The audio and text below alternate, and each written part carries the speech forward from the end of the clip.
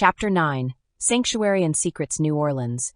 July 1925. Celeste Moreau's apartment was a small, third-floor walk-up on Chartres Street, a stone's throw from the heart of the French Quarter.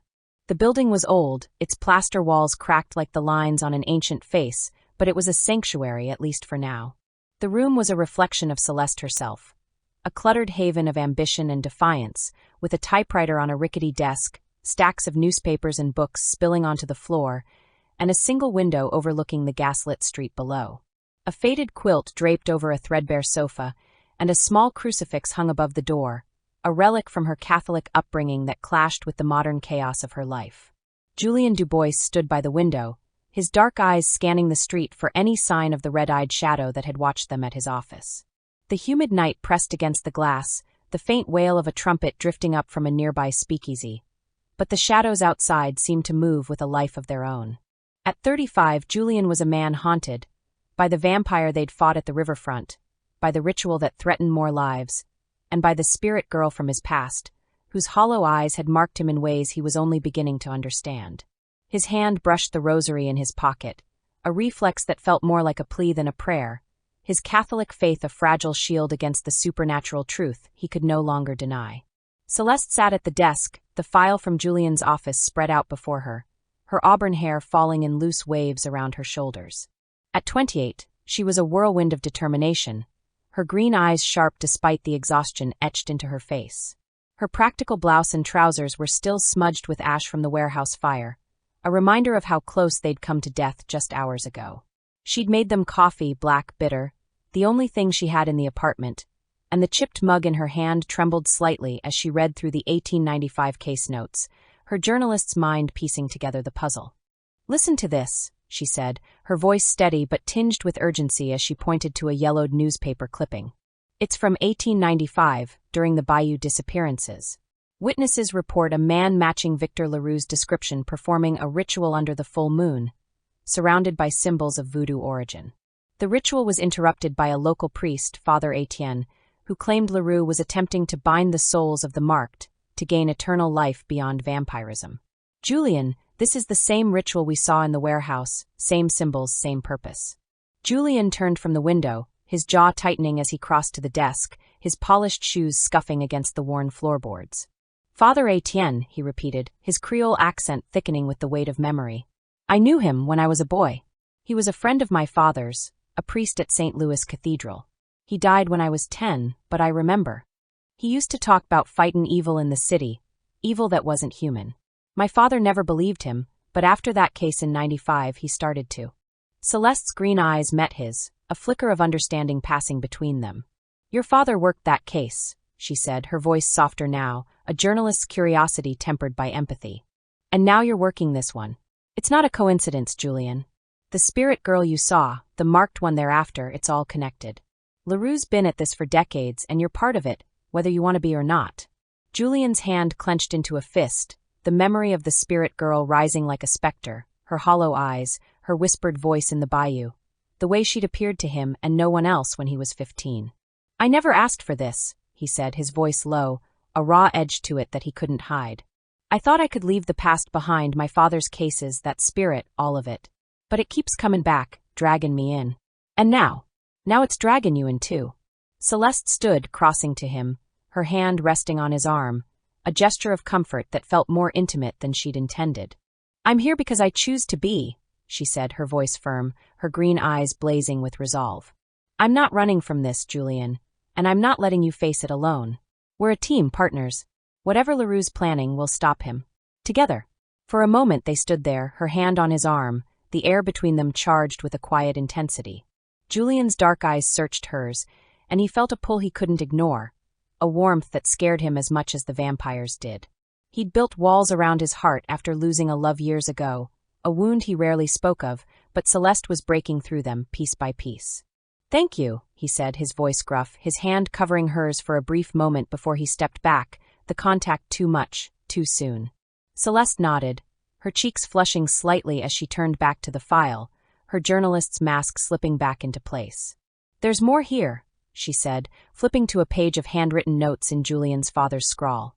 "It says Father Etienne used a voodoo charm to interrupt the ritual in 95, a silver amulet blessed by a priestess, meant to ward off blood drinkers. It drove LaRue away, but he vowed to return.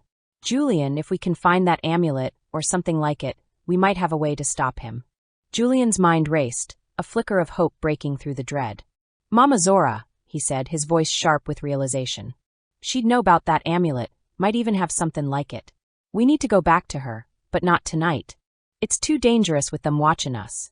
Celeste nodded, her hand brushing the small derringer she'd set on the desk, a reminder of the danger they were in. Agreed, she said. We'll go at first light.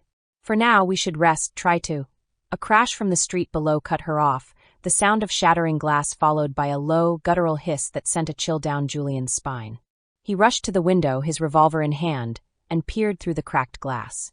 Two figures stood in the gaslight's glow, their pale skin and glowing red eyes unmistakable.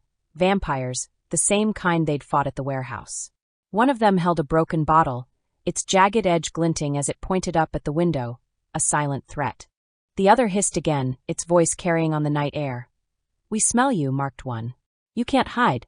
Julian's blood ran cold, his hand tightening on the revolver as he turned to Celeste, his voice urgent. They found us, he said, his Creole accent thickening with adrenaline. We need to move now. Celeste grabbed the file and her derringer, her green eyes wide but resolute as she stuffed the papers into her purse. The fire escape, she said, already moving toward the window. It leads to the alley, we can lose them in the quarter.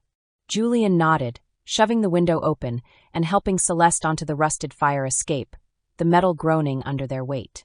The vampires below snarled, their movements too fast, too fluid, as they scaled the building's wall like spiders, their claws digging into the plaster. Julian fired a shot, the bullet hitting one in the shoulder, drawing a hiss of pain but not stopping it. Go, he shouted, pushing Celeste down the ladder as he followed, his heart pounding in his chest. They hit the alley running, the cobblestones slick under their feet, the French Quarter a maze of narrow streets and hidden courtyards. The vampires gave chase, their hisses echoing through the night, their red eyes glowing like beacons in the dark. Julian grabbed Celeste's hand, pulling her into a side street, his mind racing as he searched for a way out. The cathedral, St. Louis Cathedral, was close, its holy ground a possible refuge if the old stories were true. This way, he said, his voice rough, his hand still gripping hers as they ran toward Jackson Square, the cathedral's spires looming against the night sky. The vampires were gaining, their growls growing louder, but Julian didn't look back. He couldn't, not with Celeste beside him, her breath coming in short gasps, her determination matching his own. They reached the cathedral's iron gates just as the vampires lunged, their claws slashing at the air. Julian pushed Celeste through, slamming the gate shut behind them, the holy ground seeming to repel the creatures. They hissed and recoiled, their red eyes narrowing with rage as they paced outside the fence, unable to cross. Julian leaned against the gate, his chest heaving, his revolver still in hand as he watched them retreat into the shadows, their hissed threats lingering on the air. We'll find you, marked one. The ritual will be complete. Celeste collapsed onto the cathedral steps, her green eyes wide with fear and relief, her hand still clutching Julian's. We made it, she whispered, her voice trembling. Holy ground. It works. Julian nodded, his dark eyes meeting hers, a mix of exhaustion and resolve in his gaze. For now, he said, his voice low. But they're not done with us. We need that amulet, Celeste. And we need it fast. As they sat there, the cathedral's shadow a temporary shield against the night, Julian felt the weight of the past and the future pressing down on him. New Orleans was a city of ghosts, and they were running out of places to hide.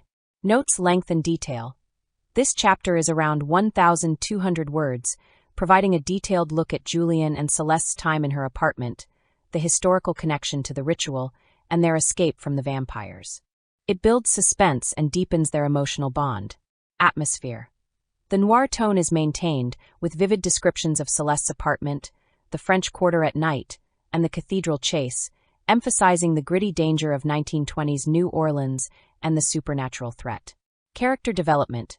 Julian's connection to the past and his role as the Marked One are further explored, while Celeste's empathy and courage strengthen their partnership. Their physical closeness and mutual support highlight their growing bond.